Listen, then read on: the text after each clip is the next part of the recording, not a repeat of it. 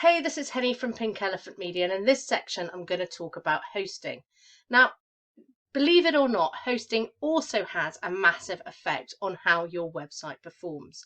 So once your website is built, you're happy with the content, you're happy with the technology that you've got on it, you're happy with the fact that it hits your goals, that it speaks to your clients in the right way, you are ready for launch.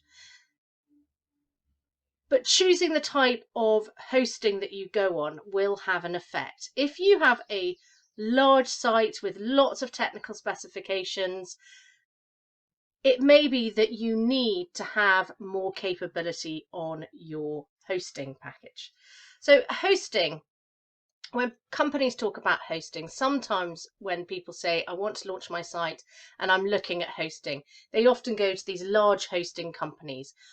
That simply means you are paying for them to have your website on their server. They're not updating it, they're not looking after it. And that is often a false economy, because if something goes wrong on your site, unless you've got a developer that is happy to work off someone else's servers and update your site and keep it running, you can quickly run into problems. Now, shared hosting, which is typically what these hosting companies are, you are on a website with lots and lots of other websites, and those websites can affect how well your website operates. So sometimes you can often see a problem on your site and not know that that is actually being caused by somebody else's site. So if someone's site's been hacked on your server, that can have an effect. If someone has huge amounts of traffic and they're taking up more space on that server, that can slow your site down. So it's making sure that what you're buying into is a good package. So when you are speaking to people about hosting, you want to make sure that they don't have too many websites on there, that if your site is small and it only really requires shared hosting, that hosting will be managed, they will look after your website, they will run all your updates and maintain the site.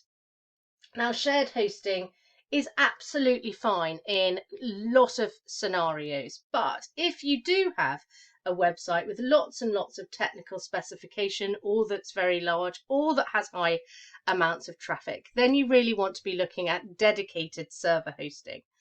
This gives website owners much more control over the server and the website that is stored on it. So you're on it on your own without anybody else. And because of that, it means that you can add layers of security at server level. You can see if there's something that's going wrong. You can identify what is causing that very quickly. So in actual fact, it cuts down your costs if something goes wrong, in terms of a developer then having to look to find what the issue might have been, what you may have added to the site that is causing that issue, and having those ongoing expenses. If they can see the server and the website simultaneously, they can really identify what that problem is very quickly and get that site up and running again. You also have full control over, if the site starts to run slow, you can add much more server capacity to it very quickly.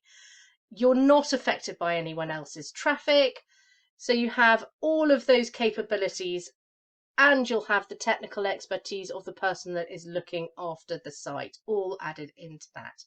So it's just worth understanding what those two different server packages have to them.